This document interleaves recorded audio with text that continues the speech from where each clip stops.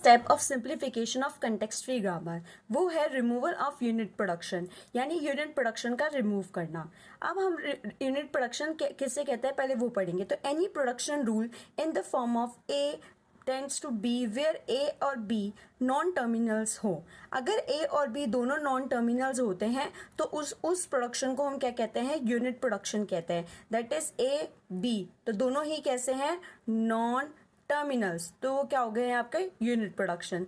अब unit production को remove करने के लिए एक प्रोसीजर होता है। The procedure for remove of unit production is below. Step 1, to remove a b add production ax to the grammar rule whenever bx occurs in the grammar. x can be terminal and x can be null. अब हम सबसे पहले steps पढ़ेंगे, फिर उसके according आपको example बताएंगे। Then delete ab from the grammar and repeat from step 1 until all the unit productions are removed. अब इन स्टेप्स को हम क्या करते हैं, क्वेश्चन से समझते हैं। तो remove unit production from the following. हमको एक प्रोडक्शन दे रखा है S X Y X A Y Z B Z M M N N A. अगर हम आइडेंटिफाई करें इसमें से, पहला स्टेप आप क्या आइडेंटिफाई करो, इसमें से यूनिट प्रोडक्शन कौन कौन से है। तो इनमें से यूनिट प्रोडक्शन है Y Z Z M M N. क्यों, क्योंकि ये दोनों ही कैसे हैं, right hand side and left hand side कैसे हैं, नॉन टर्मिनल्स। ओके, तो सबसे पहले अगर हम रिमूव करना चाहें,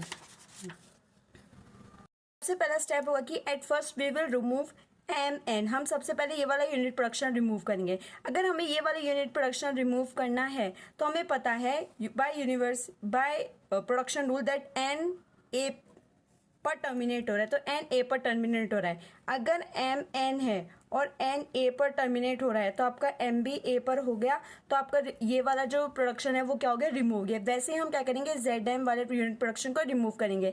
अगर हमारा एम ए पर है और जेड एम पर है तो हम जेड ए पर रिमूव हो गया, जिसकी वजह से आपका जेड और एम क्या हो गया, रिमूव हो गया। वैसे आप क्या करोगे, वाई जेड को रिमूव करोगे। तो that means that if Z M M N N A, तो हम इसको डायरेक्टली क्या लिख सकते हैं, जेड ए।